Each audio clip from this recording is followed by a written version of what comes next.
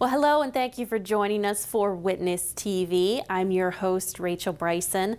On today's show, we're going to take you on a tour of the archives and find out what the archives actually does for the Diocese of Harrisburg. Gnoza will then update us on some bills that are being considered in our state legislature. But first, Lynch and Peter Rettig, two of the seminarians for the Diocese of Harrisburg, are back again for the second part of our story. Now this time, they're going to talk to us about life in the seminary. I go to St. Charles Borromeo Seminary in Philadelphia, in West Philadelphia, and Wynwood, PA, actually. So it's a beautiful seminary, about 70-something acres of green space out in West Philadelphia.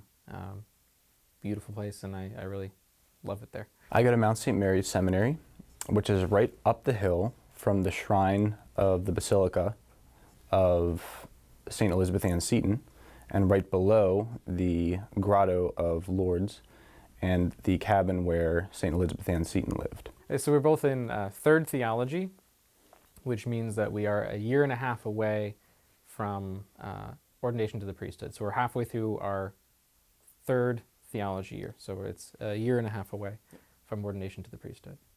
So it's a lot like a typical university in that there are classes. We're fully accredited. So in the college seminary, you have to take your gen eds and everything. So we have to take like English classes and a science class and math and stuff like that. But we only give out one degree.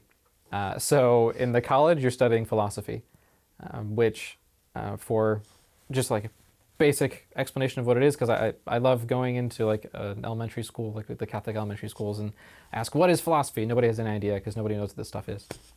But we ask fundamental questions like, what does it mean to exist? What does it mean to know something? How do I formulate an argument? How do I talk about stuff convincingly? How do I know that something is true or not? Which is a necessary foundation for what you study in the last 4 years, which is theology. So it's, how do I know things about God? What can we know about God based on what we see in the world? What can I know about God? And then based on what He has revealed to us, what can I know about God? So we spend the first 4 years, if you're going through the college program, or if you already have a college degree, 2 years studying philosophy, so those foundational ideas. And then your last 4 years studying theology. What can we know about God? What do we know about God? And how do we know that those things are true? But it's not like a regular university. At a regular university, if you're studying for a theology degree, you would just study those things, but we also have to have sacramental practicum. We have a lot of other things that are added on there, like we have daily mass together every single day. We have an apostolate program, which if you'd like to talk about that, it's a really interesting thing. Absolutely, yeah. Mm-hmm. Yeah, well, the apostolate program, for example, at St. Charles, where I went and where Aaron's at right now, every Thursday we would go out and we'd be assigned by the seminary with the desire of the diocese. Bishop Gaynor or Father Solicki would have input as well, but the seminary would assign us an apostolate. So we would go out 3 hours every Thursday. We're assigned to the same place every Thursday, and some people have nursing homes, some people have parishes. They minister at parishes, and it's like a field education, if you will. Just like any other profession has their own field education. With our goal is enriching the souls of Christian faithful and learning how to enrich the souls of the Christian faithful when we're pastors someday. And currently, right now, at the Mount, we call it the PFE, Pastoral Field Education. That's the same thing as an apostolate. And right now, I am assigned to St. Francis Xavier Parish in Gettysburg, and I get to use Spanish, and Father Dan Mitzel, my supervisor there, he's the pastor. He assigns me to anything from confirmation classes to helping out at masses on Sunday, to youth groups, to nursing home visits, pretty much the whole spectrum. We get to put together a lot. We play board games, watch sports, watch movies. We love movies a lot. If you like sports, actually the seminary is a great place to be. It is. At St. Charles we have we have the Vanny Cup, so it's an annual soccer tournament between 4 different seminaries that we play every year at the beginning of the school year. At St. Charles we have a basketball tournament every year in the seminary. There's a volleyball tournament every year in the seminary. We have the upper side, lower side football games, so the college guys versus the theology guys, a football game every year. So there's lots of really great camaraderie. We have time to be together. The fraternity is really an amazing thing.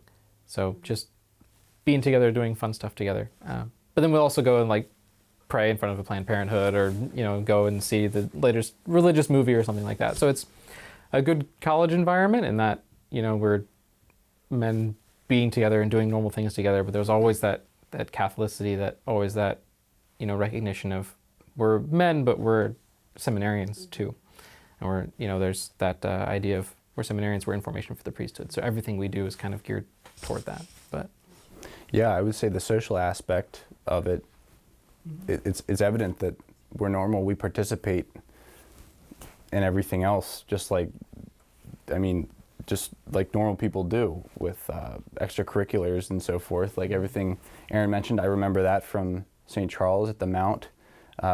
I'll see guys going up hiking up above the Mount. There's a big trail that goes all the way to a cliff up above. You can look out over Emmitsburg. There's groups of guys going out on bike rides all the time. I like to go hunt. I'm a hunter myself. I like to go hunting with some fellow seminarians, and we have fun doing that. So forth. Sports, board games, like Aaron said, movies. We have a rec room at the Mount where guys just get together, hang out. We'll watch football games. We'll play pool. There's a pool table down there. There's a big kitchen we can cook stuff in. So, yeah, we're normal. at least at St. Charles, I don't know if it's a little bit different at the Mount, but at St. Charles in theology, so your last 4 years, we have a homiletics course every semester of all 4 years. So we're constantly practicing public speaking, constantly practicing how to give a proper homily. And then once you get into your diaconate year, you'll actually have mock masses. We have a TV studio that's set up with cameras and lights and everything, so you can film yourself saying Mass, going through all the motions of saying Mass. Of course, you're not a priest, so it's not actually Mass. But going through the motions of seeing Mass and then watching yourself do it to see not only am I celebrating the Mass correctly, but am I celebrating it with beauty? Am I doing things that are distracting? Like, do I rock back and forth whenever I'm standing at the altar? Am I doing things not just correctly, but am I doing them well and with beauty? So we, and I do know that we'll have like mock confessions.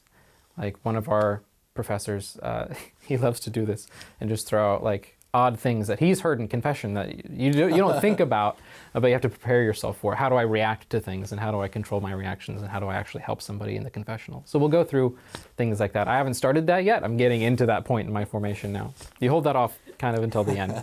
So the way it usually works is guys in third theology, which is the year we're in, who are approaching diaconate ordination, team up with a guy who is already a deacon, who's approaching priestly ordination, and you would do a practicum mass, basically a practice mass. Right. It's not valid, obviously, because you're not a priest, but you would go through all the prayers and everything. And there's a practicum room at the seminary where there's an altar and everything. All of the vessels are there and everything, so forth. And you would practice. I will practice after I return to the Mount, starting January 8th, around there. I will practice being a deacon at a practicum mass, and I've already chosen a practicum priest, a guy who's going to be a priest in May. I would love to do something where my strengths lie. God's funny in that a lot of times he will put you in situations that don't have to do with your strengths, and I think that's because he wants us to be humble and he wants us to depend on him, because he knows we need him, and I can't think of how many times he's done that to me, and I'm thankful for it each time. So along the lines of Aaron, wherever God wants me to go, but I always pray, like, God, please let me be able to use my strengths. Like, for example, Spanish. I would love to use Spanish, be at a Hispanic parish, a Spanish-speaking parish. That would be so much fun for me. Really, it comes down to I want to do whatever God is calling me to do, and I see that calling through Bishop Gaynor. Whatever he calls me to do, that's what I want to go do. Whatever the people of the diocese need, that's what I want to be. So that's a very pious answer, but I think that's as genuine as I can be. I I want to be in the parish. I want to be helping people. I want to be with people, ministering to people. That's what's given me the greatest fulfillment during my time in seminary. So like when I'm out in the parish, giving communion to those in the hospital, when I'm, teaching in a school or something like that, that's where I find the most joy. When I'm doing the things of the priest, that's where I find the most joy. That's where I want to be. Well, have you ever wondered what happens to all of those records the church collects? Well, here in the Diocese of Harrisburg, many of them end up in our archives. Alberto Rodriguez, the archivist for the Diocese of Harrisburg, recently took us on a tour of the archives. Now, he shows us not only records, but a lot of other hidden treasures that are stored right here at the diocese. So the archives as a department and its mission is not only the conservation of the history of the Catholic Church here in the Harrisburg area, the Harrisburg Diocese, and all the counties that encompass it, but it also conserves and protects the history of each individual parish, each individual member of the church, and their families, for those families that have been here for generations upon generations. So that's one of the key aspects of the job of the archives. The archives officially solely exist for the help of the bishop. So we maintain a research library for the bishops. We maintain records of every single type of sacrament that any member of the church has received here, or public historical records, or any single type of record that might affect the diocese or the Catholic Church as a whole within this area. It's deep in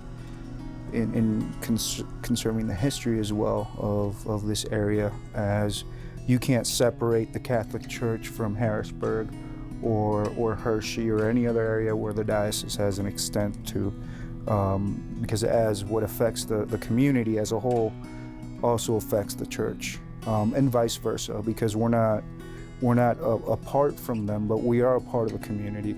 So the community's history is our history. Right now we're currently in what could be considered the research library. And in here we have everything from books on the life of the saints, different versions and translations of the Holy Scriptures. We have books ranging from the Catholic faith to the Amish faith.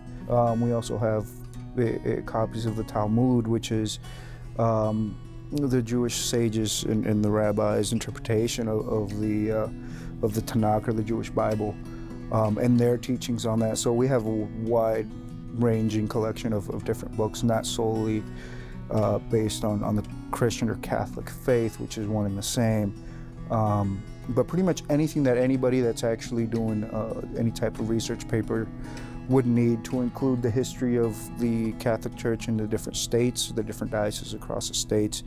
So it's pretty much, if you're a bookworm like me, it's a good place to come, and if you love history, just get lost here for hours, just seeing what's around.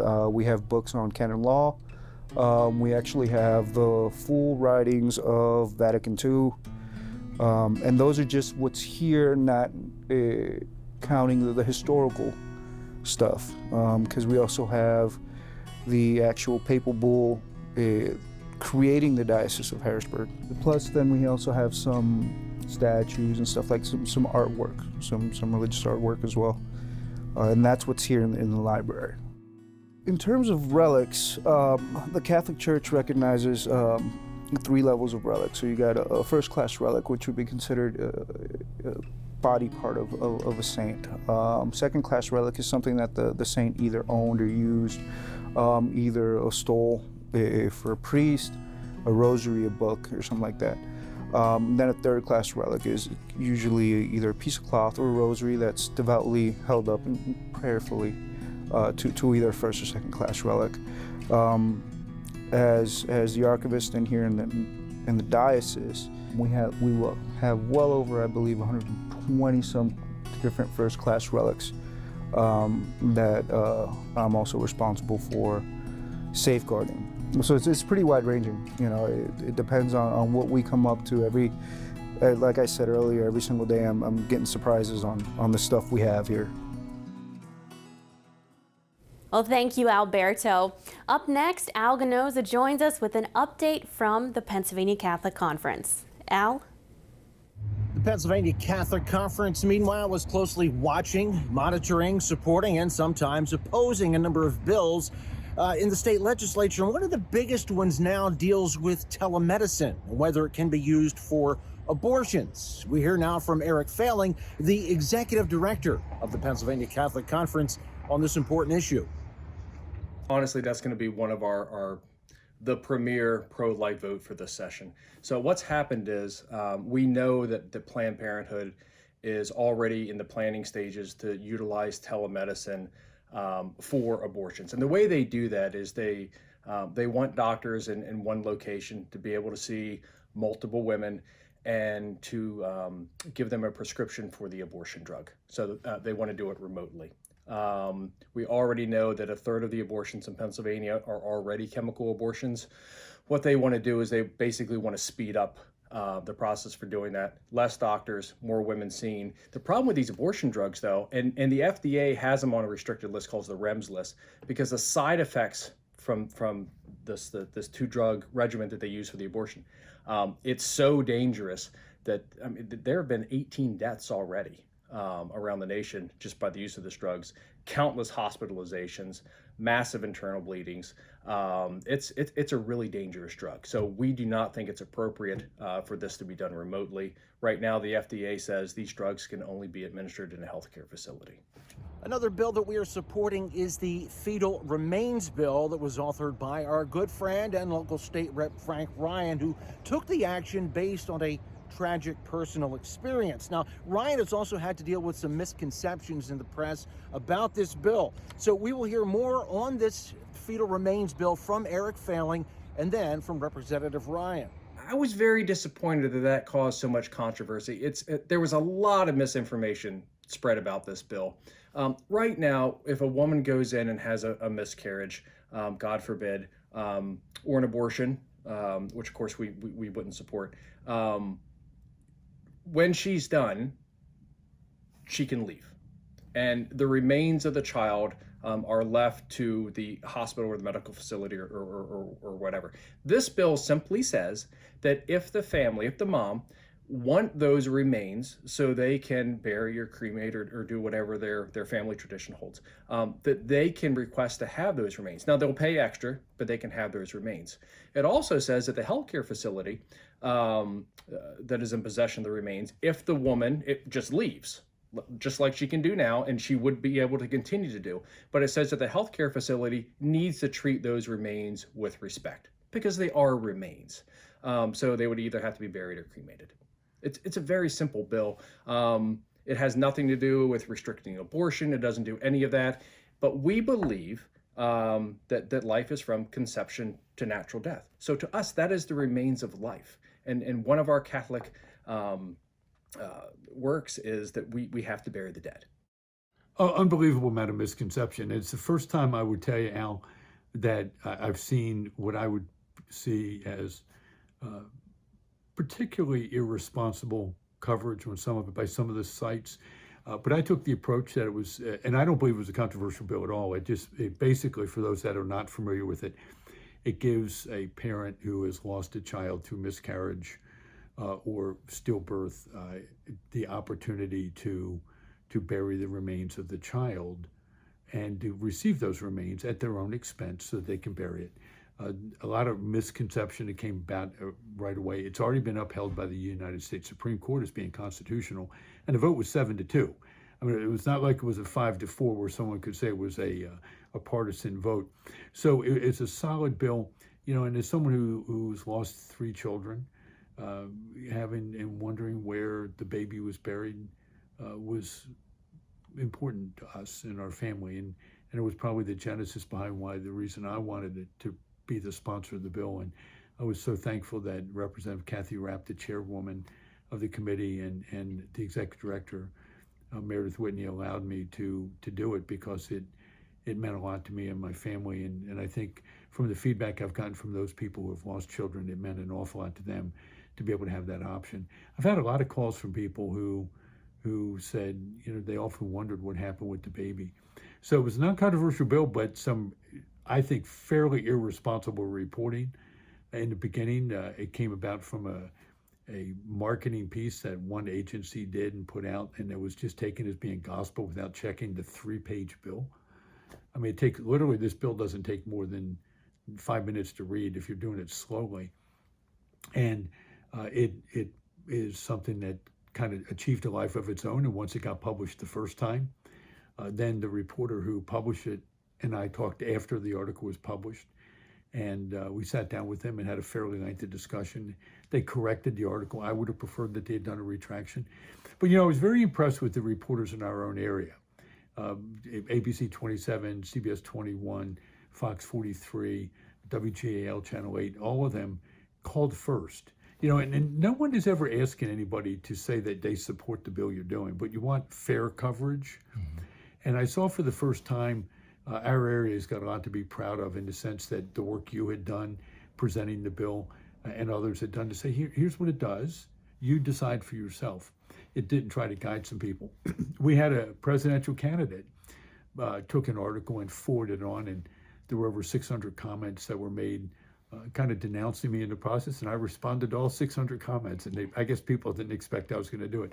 But, as a retired Marine, I swore to uphold and defend the Constitution, and freedom of the press is one of those that I swore to uphold. And I wrote an op-ed piece about this recently, where I said freedom of the press is a right that we have, but responsibility of the press is absolutely essential as well to protect that freedom.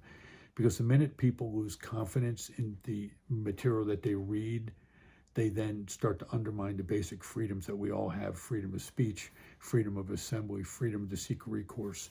All of those issues, those other freedoms become in jeopardy as well. So I want to salute those reporters in our area that question. I still don't know where they stand on the bill, and that's what I think you want a reporter to do. So I applaud all of you for your consistency in that service and doing that. And I was a little chagrined that some other people jumped on some stuff without checking the sources first. We're out here outside the state capitol, and I got to give those people up there on the ledge some credit. No matter how cold it gets, they're out there day in, day out with only a fig leaf or two for protection. Very soon the governor and lawmakers will start talking about the budget, and that will trigger the debates on the spenders and the savers. One of those folks firmly on the end of the savers part of the spectrum is West Shore Representative Greg Rothman. Yeah, what's interesting is it's an election year where every member of the House of Representatives is up, half of the Senate's up, but the governor is not up for re-election. So it'll be, I'm interested to see how aggressive the governor is with his budget address, which is less than a month away. And we're going to have to start putting together a budget, within the next month or so and go through our hearings. The economy's been very good in Pennsylvania and very good nationally. Revenues are up. But we also have learned that the governor has been overspending from last year, or from this fiscal year. So it'll be an interesting budget time, and it'll be an interesting year. 2020 is going to be an interesting year. Yeah, there's always that the battle between those who see some money and want to spend it, and those of you, like you guys, who see it and, hey, let's be a little more prudent with it. Huh? Yeah, last year was my first year on the Appropriations Committee, so I got to really be involved in the budget. And we put away over $300 million in a rainy day fund, which is what, by the way, every business or every family would do if you had a good year and you made more money than you spent. You wouldn't just go looking for ways to spend it. You would look for ways to put it away for rainy days or invest more money in infrastructure, which is, I think, something we need to be doing in Pennsylvania. Well, our major job here at the Pennsylvania Catholic Conference is to work on behalf or oppose bills that directly affect people according to our Catholic faith. Yes, we are lobbyists. That term has gotten a negative connotation in recent years. But I talked with a local, I consider a local political expert, watchdog, Eric Epstein, to find out how important lobbyists actually are. Well, lobbyists are indispensable. I think they have a bad reputation because people are not really aware of what they do. Lobbyists are designed to educate and advance your position in Harrisburg. Without lobbyists, you have no representation. Now, a lot of people know the big name lobbying groups that represent gas, charter schools, the NRA, but just about every entity in the Commonwealth has somebody advocating on their behalf. And if you don't, then you're exiting the battlefield, leaving yourself exposed, and actually going to invite harm. In other words, you have to have people advocating for you day in, day out, especially in a time, and this is my personal perspective, where moral issues, social issues fall to the wayside unless you have somebody advocating on their behalf. You have a Commonwealth now that's dependent on sin tax, tax from alcohol, tax from gambling, perhaps tax coming from marijuana. So you know, you have a reality here, and that's a real, a harsh reality, that in order to advocate and protect your interests, you need representation. Without representation, you're exiting the battlefield and your interests are going to be harmed. Unfortunately, people are not aware of what lobbyists do. They educate and they advocate. People have the stereotype of them drinking and playing golf, and some of them do. But without this necessary asset, you're leaving your self-interest in harm's way. And as somebody who's actually been an advocate for low-income folks, consumer folks, environmental groups, I can tell you firsthand knowledge. You have to be, you know, at the Capitol day in, day out, developing relationships, educating legislators, especially new legislators, and it's an indispensable, actually having a lobby firm, government relations firm, an advocate is indispensable if you want to be relevant. You know, look, the only victory in Harrisburg is one where you win, not one where you have a good showing by not showing up. Last year, the PCC talked with a young gentleman from the area named Alessandro DeSanto, son of State Senator John DeSanto. He joined a group of people and started a new app called Hallow.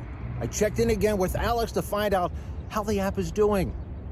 Alessandro, big milestone for you guys with Hallow. Absolutely, yeah. We've been blessed. We just finished our first year since launch. Since then, we've had over 80,000 downloads, 10 countries. We're now the #1 Catholic app in the App Store, 4.9 stars out of 5.